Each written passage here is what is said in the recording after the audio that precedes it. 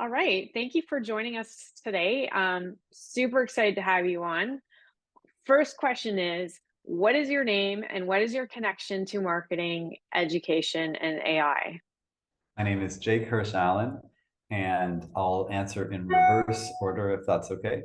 I have been sort of involved with AI ever since I moved into tech about 15 years ago. I was an intellectual property and public international lawyer and transitioned into running a software agency and then founding Canada's largest software boot camp with my three colleagues from that agency, Lighthouse Labs.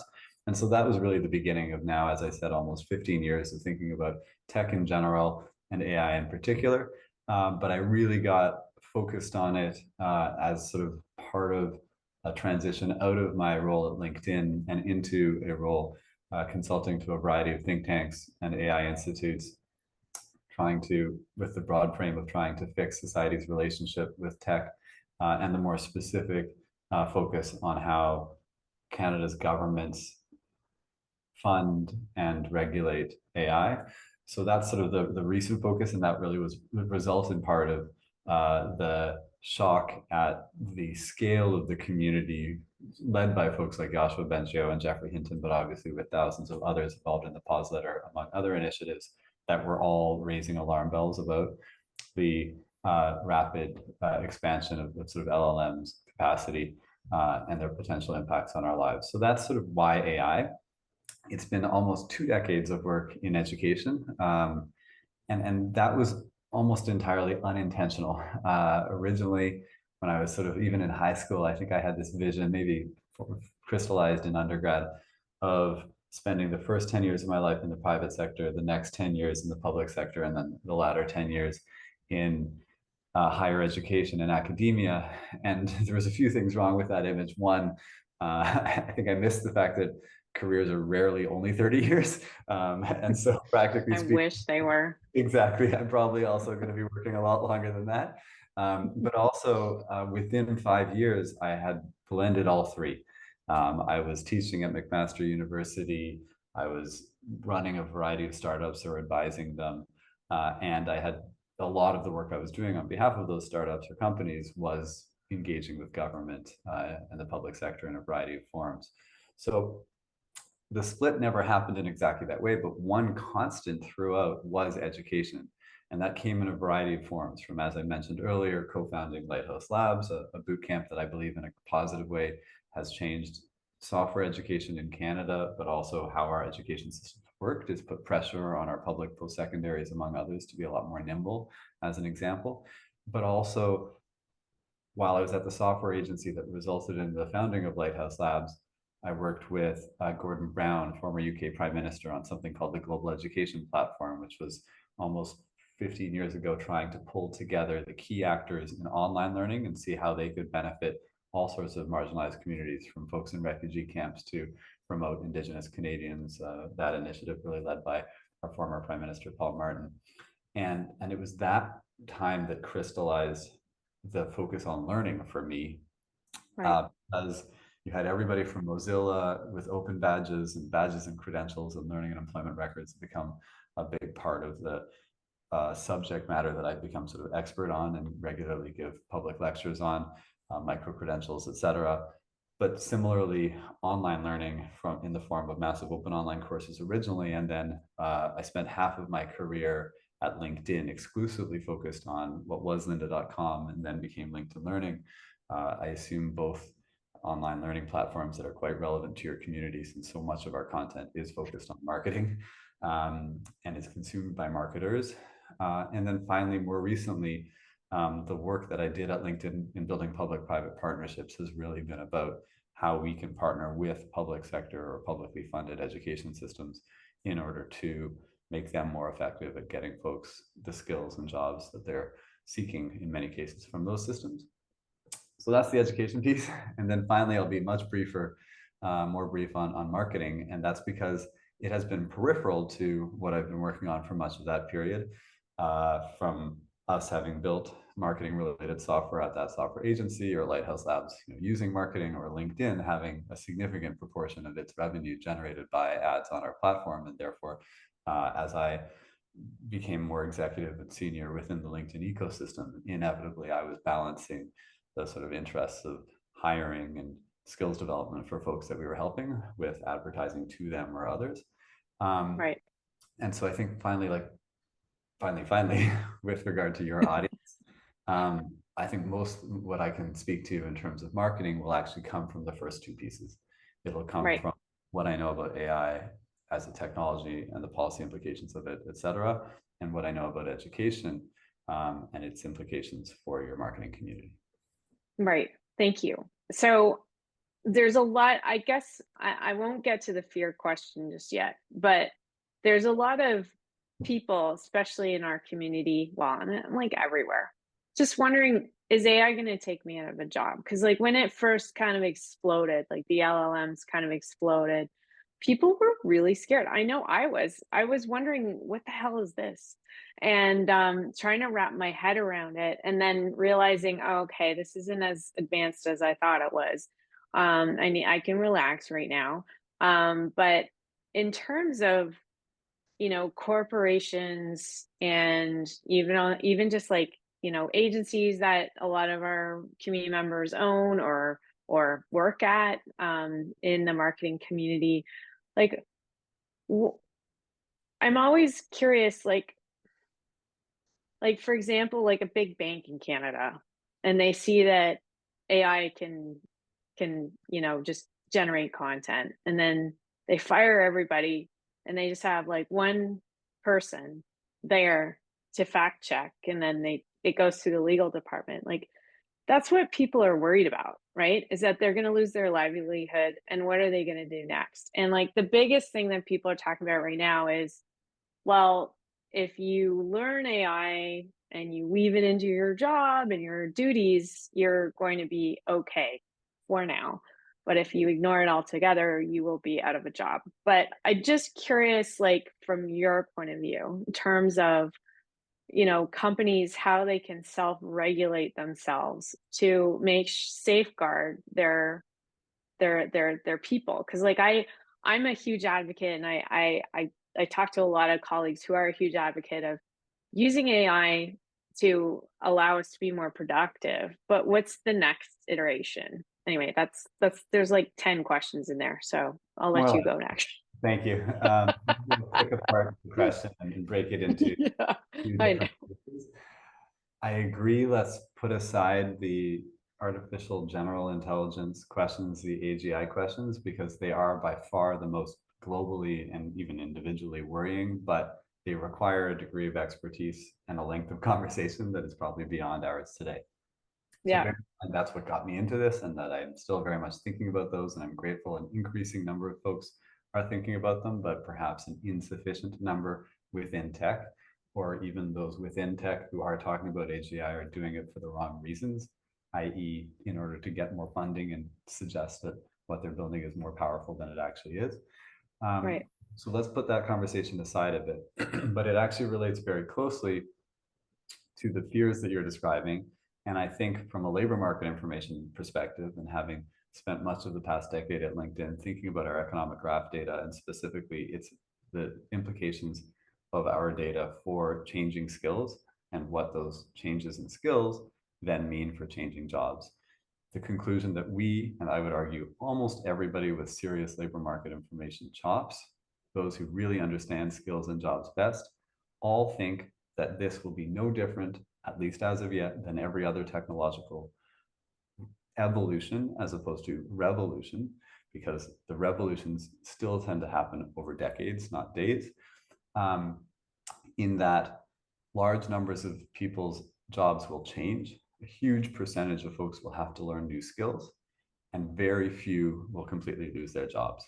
That has already been true of the impact of Gen AI, and that will likely continue to be true of the impact of Gen AI. And again, I'm putting aside artificial general intelligence because I don't think we can get into all of the many scenarios that would create for instance, individuals' jobs. And so if we just look at Gen AI, the key is if you compare it to what typewriters or calculators did to professions, from journalism and writing to accounting, you ended up with more folks writing, you ended up with more folks in accounting after the calculator, after the spreadsheet. And in fact, as I think Benedict Evans has done amongst the best jobs of pointing out, a great writer at the intersection of AI and marketing, the impact of the original spreadsheet, a piece of paper, which folks again in that day claimed would drive tons of accountants out of work, resulted in more accountants being able to do more work and even coming up with more creative ideas around accounting. That in turn was accelerated by the digitalization of the spreadsheet in the form of Excel and Google Sheets, et cetera. In fact, one of my foremost colleagues and mentors at LinkedIn created Google Sheets. And so we've had a bunch of conversations about sort of that evolution and creation. And then finally, if you look at where we currently are, Evans points out that thousands, perhaps even hundreds of thousands of jobs have been created in each Excel cell.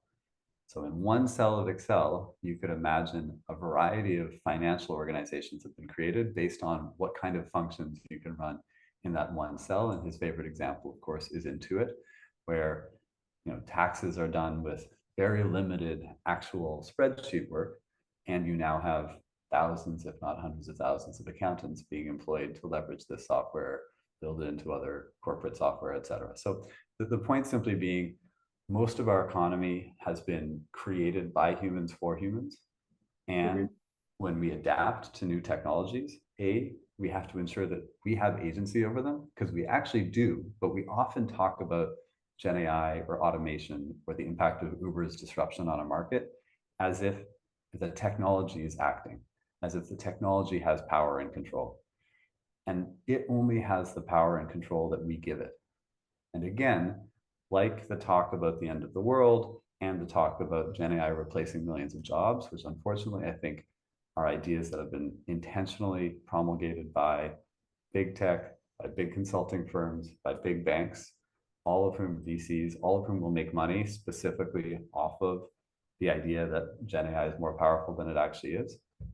If you contrast the Goldman Sachs reports on the impact of Gen AI on jobs with the reports coming out of Burning Glass Institute and LinkedIn, you end up seeing the contrast between organizations that will make money off of this and organizations that actually understand the labor market.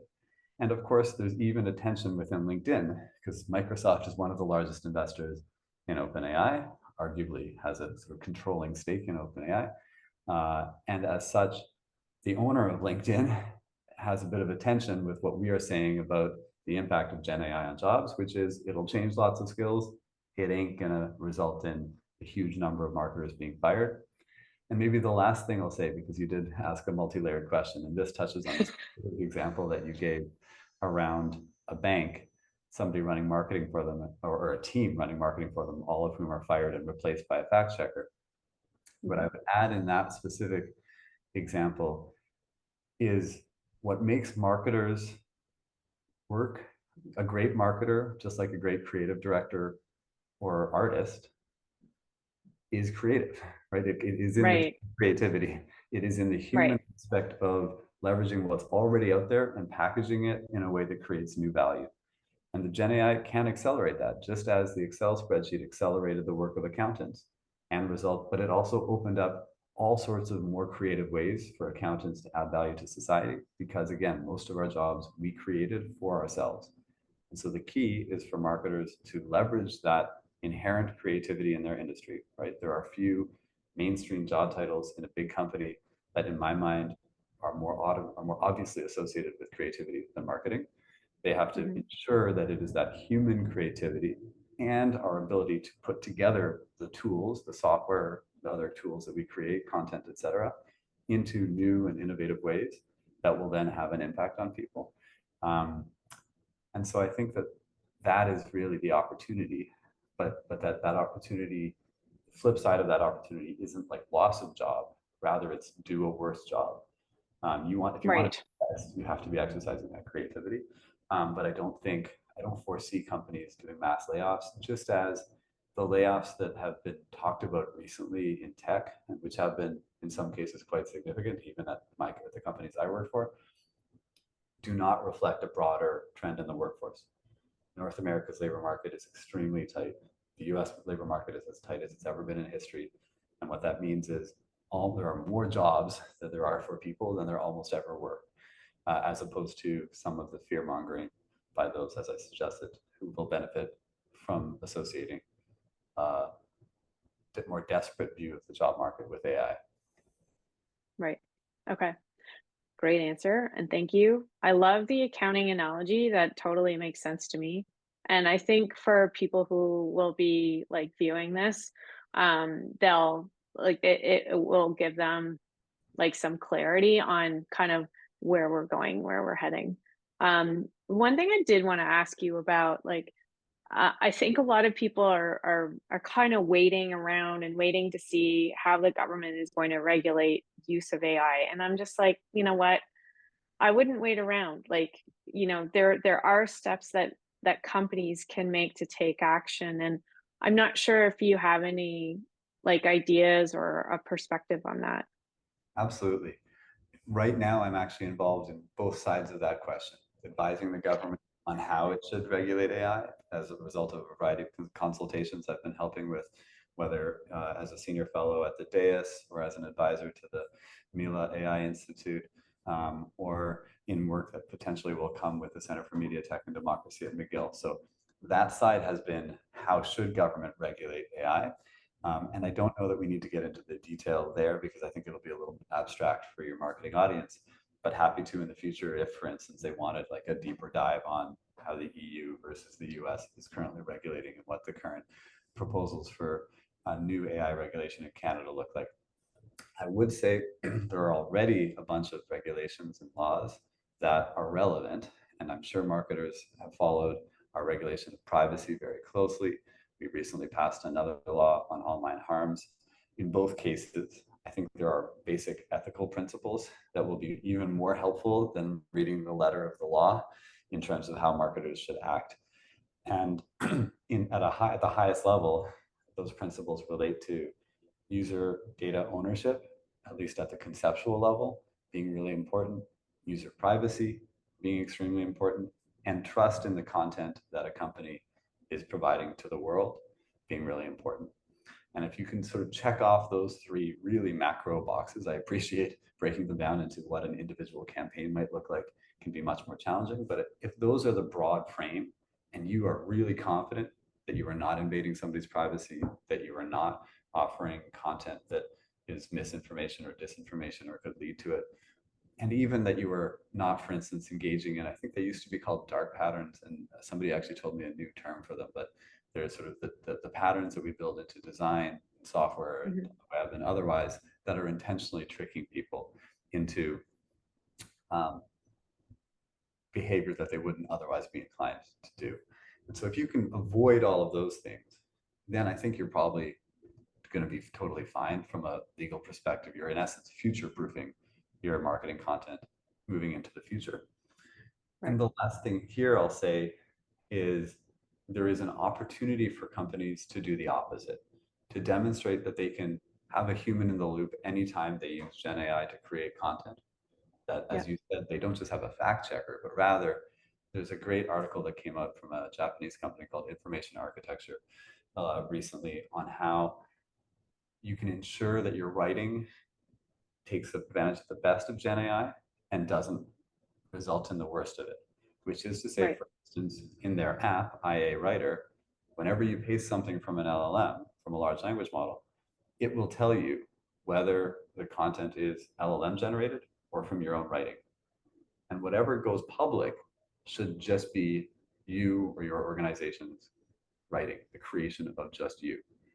The LLM is great for the brainstorming, maybe for first drafts, maybe for fleshing out a concept, but then you have to go in and make sure that every word is your own because A, people can tell intuitively. I can intuitively tell now when something is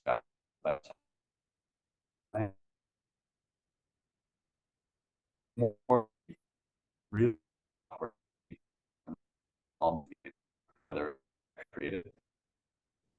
And it's not the those sort of obvious surface level challenges, but rather it's that idea that your content will be much more effective if human ingenuity and creativity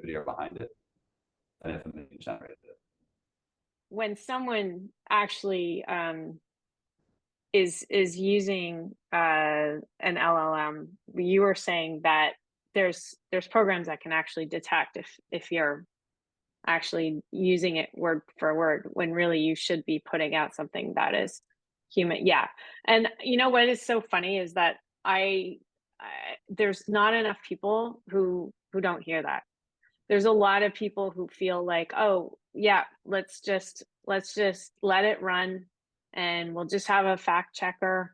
We can produce so much content, and it's just like the that just scares me about, how some people's mindset is. And I'm just wondering, like, with how humans behave, sometimes they'll do everything until they get their hand slapped, and then they change their ways. So where's the hand slap moment for people who are just relying only on LLMs? It's a great question, particularly as I don't want to be hypocritical here. I have myself published on LinkedIn, sent in job applications with just LLM generated content. And Right. in retrospect, I do regret some of that. Never did I do so without reviewing it, but I still think in each of those cases, I would have been better off with more human intervention, with more of me coming through in the text.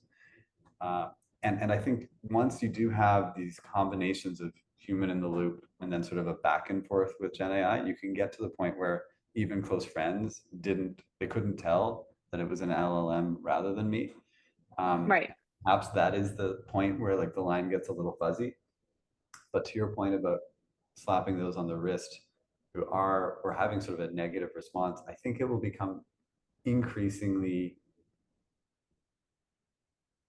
unpopular to say the least, but perhaps you will likely see an increasing number of controversies surrounding companies that create Gen AI content without ensuring that there is a human in the loop. And I think we can look at that not just from the idea that the Gen AI could be hallucinating or just is creating average content, right? This is a really important concept, which is to say that Gen AI in general is the average of all of the text that is out there, almost by definition, as opposed to the best writing or the worst writing by a given person, etc. And that average results in a degree of almost boringness that becomes Yes. particularly clear when you start running the LLMs on synthetically generated content. So a lot of the LLMs have been trained on content that in turn was made by AI. And the more times that sort of cycle happens, the worse the content is. It, in essence, degenerates. So there's already two reasons why you don't want to just rely on LLM content. One is the average, not the best or the worst. So it's sort of boring or generic. Two, Right. it's often trains on synthetic data. And the more that we do that, the worse the internet, our knowledge base, humanity gets. And then finally, at a much more personal level, the association of a company with the sort of replacement of humans with machines has for a long time been seen as negative, not just by Luddites, but also by those who see a positive role for humans in the process of content creation, as an example. And so, Mhm. personally, I think it behooves the marketing industry, rather than taking that negative approach of slapping the wrist of folks who just create Gen AI content or just publish Gen AI content. Rather, I would say, can the marketing industry celebrate the human role in content creation?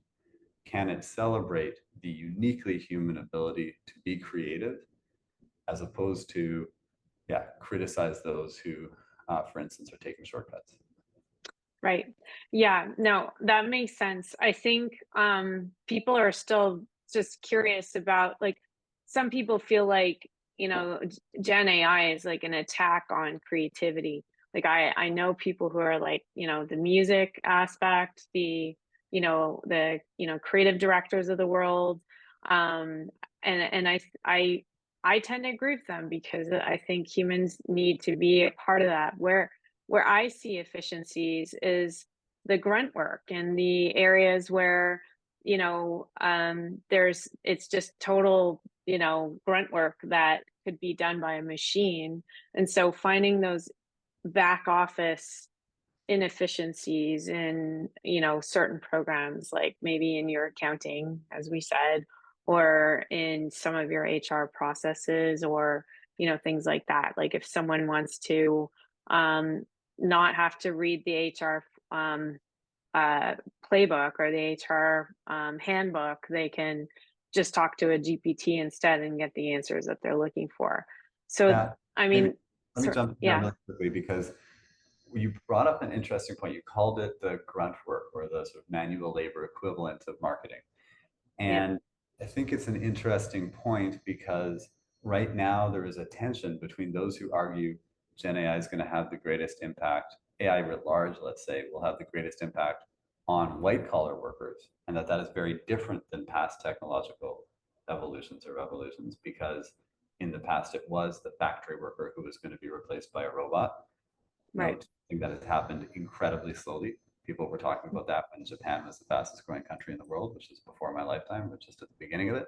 And that hasn't obviously, like robots haven't replaced all of our factory workers. In fact, I think you could argue that in the Amazon, Walmart warehouses, you actually have people working with robots in interesting ways. I also Hmm. think that's tied to this sort of broader Peter Singer like idea that the world is getting better and these technologies have helped the vast majority of people, and Right. particularly at the bottom of the pyramid, even if inequality is also getting greater. And therefore, there are challenges with the massive inequality that's, for instance, is like at least as high as feudal levels, if not higher than ever before. And that could have other implications which tie into Gen AI. So the broad themes I just highlighted were one, Gen AI is going to impact white collar workers. And I would give the best example there being coding. We think as of Hmm. yet, the impact that Gen AI has, the greatest impact Gen AI has had on any industry is specifically in accelerating the productivity of software developers. But I doubt that in the short term, it is going to actually put them out of work. Rather, I think it is going to make each one more efficient, and eventually it will change their jobs. So the skills that they use could shift gradually from being coding to cleaning data or actually putting together different software systems or prompting. But I doubt it will completely remove coding jobs personally. Okay. Yet, irrespective, that impact is being had in a way that is different from past technological revolutions on white collar workers, as opposed to, for instance, the area where it was first heralded, which is call centers, right? A lot of chatbots for time immemorial. Actually, the two areas, interestingly, if you go over the history of chatbots that keep coming up, are customer service or technical support or sort of fixing problems in that kind, Hmm. and therapy, which I think is another really interesting one for us to think about. Eliza and a lot of the early chatbots, and even now, I think if you listen to Ezra Klein or others, they describe the most positive potential impacts of Gen AI being therapy. I think again that creates a bit of a tension. I worry that like I don't want human therapists being replaced by digital therapists, and I think that Yeah. like if the best thing that could possibly happen, tying back to my creativity comment, is that AI takes away not the grunt work, so to speak, but rather the non-human work, the Right. technical, and then gives us more space for the care economy. If we could, if AI could result in us paying social workers and therapists, people who take care of our kids and our parents, people who take care of our minds more, if we could have more time for that human interaction and perhaps less time, less screen time, less time for us trying to interact with technology to then make our lives better, I think that would Right. be a huge, huge benefit. But that takes a difference in how we use these tools and think about their use rather than Right. simply like it takes agency, the kind of agency I referred to at the beginning of our conversation, um, as opposed to simply following in the path or on the recommendations of tech giants and those who support them financially and otherwise. Right. Okay. I'm just doing a time check. I know that we need to kind of call it soon. So, are you still good to go for a little bit longer? Yeah, you tell me how much longer are you thinking? Okay, no, no, let's keep going. Because I think this is a really good conversation. I mean, there was we Stephen and did an interview with a few agents, heads of agencies, like there are smaller agencies that are based in Toronto, and one of the questions that was on the minds of one of the agency leads was, you know, if we're what are the juniors going to be doing if we're taking away a lot of the work that could be done, could be automated? Because you remember being like your first job, like stuff I was doing my first job, which was a million years ago, but still, it was pretty menial work, which can be, and I know I'm saying grunt work, menial, you know what I mean. Yeah, And it's going to be replaced by AI to make us more efficient. So where does that put juniors? Like, I have my own idea, but just wondering if you had a perspective. fantastic question. And it came across as I was talking in my mind as well. Is it, instead of white collar versus blue collar, junior versus senior workers? So again, we saw massive efficiency increases for those in the customer success sector, but they are often seen as sort of more junior or early in their careers. And Hmm. um, personally, I think that is as wrong as the conversation about Excel suggested for accountants. And here I'll use another quintessential technological evolution analogy.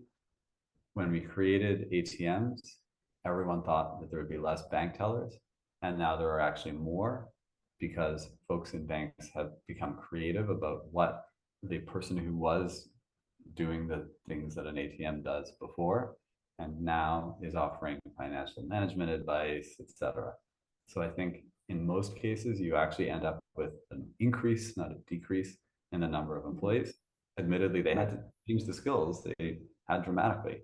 They had to learn about all sorts of financial compliance and products that the average bank teller didn't 20, 30, 40 years ago Yeah. because they were issuing checks and cash. But rather, yeah, so I think that that analogy holds true for Gen AI for junior folks. Yes, they might go from copy editing to prompting and then reviewing, Hmm. but that could be an equally generative exercise as long as we ensure the output is human first and machine last. Right. I love that. Thank you. That's an excellent answer to that. And yeah, that was mine was a pretty simplified version of that, of juniors will just start at a higher level. But yeah, exactly. How are you using AI today in your personal life? Not as much I as was I, like asking. and I think No. say that because I struggle like probably every human, maybe even a little less than most, because I've been subjected to relatively constant change in my life from moving countries every few years. I've lived in close to 20 cities to um, changing careers many times and then sort of having a thirst or a curiosity, a thirst for new knowledge and curiosity that really drives me to new experiences sufficiently regularly that I have to adapt. But Hmm. notwithstanding all of that, I too still struggle with change. And that's why I have not been able to integrate or not motivated myself to integrate AI into more aspects of my life because I do think it would make me both more efficient and more effective. Examples of how I have used it though, on the personal front, was at a hotel with my wife on a baby moon because we've got a baby coming up about a month ago. Woo, that's And exciting. agreed, it's scary and exciting.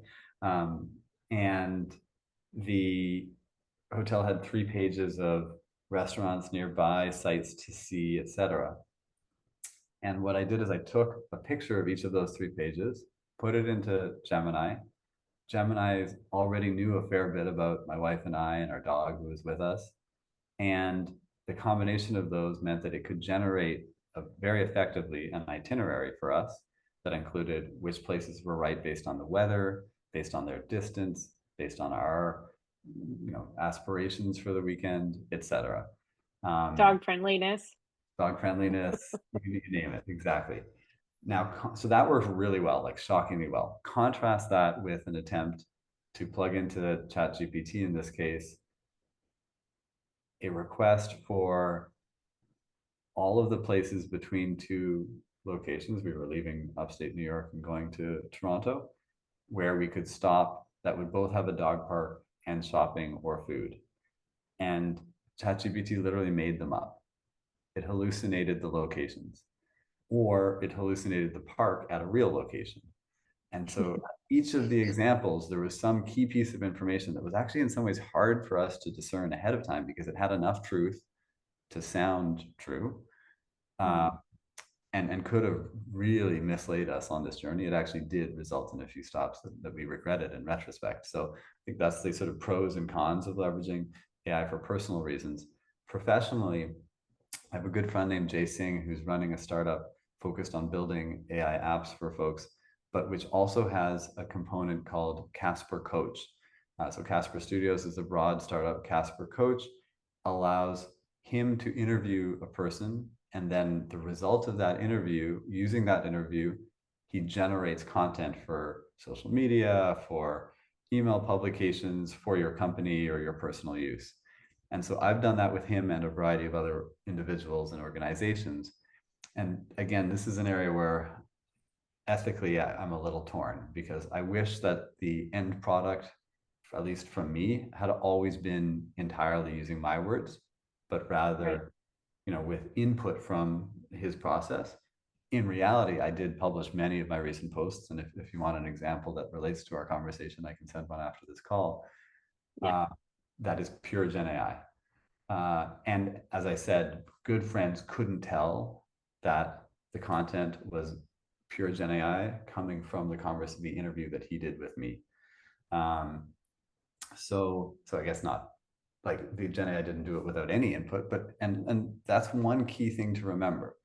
We are prompting the Gen AI. We control it in the sense that humans developed it and can always change how it works, even if we don't understand every aspect of how it works. If we wanted to turn it off, we could. If we wanted to put a stronger constitution on it, we could. If we wanted to limit its creativity, we could. That's the agency piece. And I think the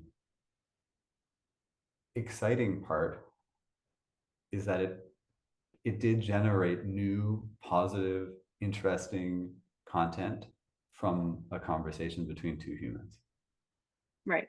right? Like we started with a prompt, and maybe here's the last point that I've heard, it was the most compelling thing I've heard yet on Gen AI and marketing in particular. If creative directors aren't asking good enough questions to be able to prompt Gen AI to create the amazing video or image or text that they were looking for, then they wouldn't have been asking the right questions before Gen AI as well. So that Good core point. creativity is like just as powerful in prompting Gen AI as it is in having a team of videographers and copy editors and copywriters putting together the equivalent content. Okay. Yeah. Great point. In terms of, Maybe let's yeah, make the no, last question if that works for you. pardon me. Can we make this the last question? That's okay. Yeah. The last question is, what's the best sandwich? What's the best sandwich? So totally unrelated to AI, is that right? Yeah. Oh wow. We Uh, ask everyone this question in our I love interviews. it. I'm thinking really hard because my dad loves sandwiches, like simple sandwiches, au bon pain sandwiches. And I don't have the same adoration from them. So I'm thinking, putting aside all of my eating disorders and everything else, I would do something like a niçoise salad in a croissant. Ooh, that's a good. More French than I thought, but like I love salmon croissants, but I actually like all the other. For lunch today, I had a niçoise, and yeah, they're that combo sounds perfect. Awesome. Well, thank you very much for your time. I really appreciate it. My pleasure. Thanks for having me. And before you go, I did want to ask you a question. I'm thinking about pitching an interview about regulating AI to TechTO Yeah, totally. and interviewing someone. Would I would love you that. be And I open know to being interviewed? I Okay. would I'd love to be interviewed on it. And I know the TechTO guys really well. So if you want to drop my name as part of that pitch, they will know me. Okay, awesome. Thank you so much. And if you do go outside, I hope you enjoy your evening. I am going to go for a walk right now, but Have to go dog. So let's do it. stay dry. All right. Thanks for having me. See Bye you for now. later. Thanks, Jake. Bye.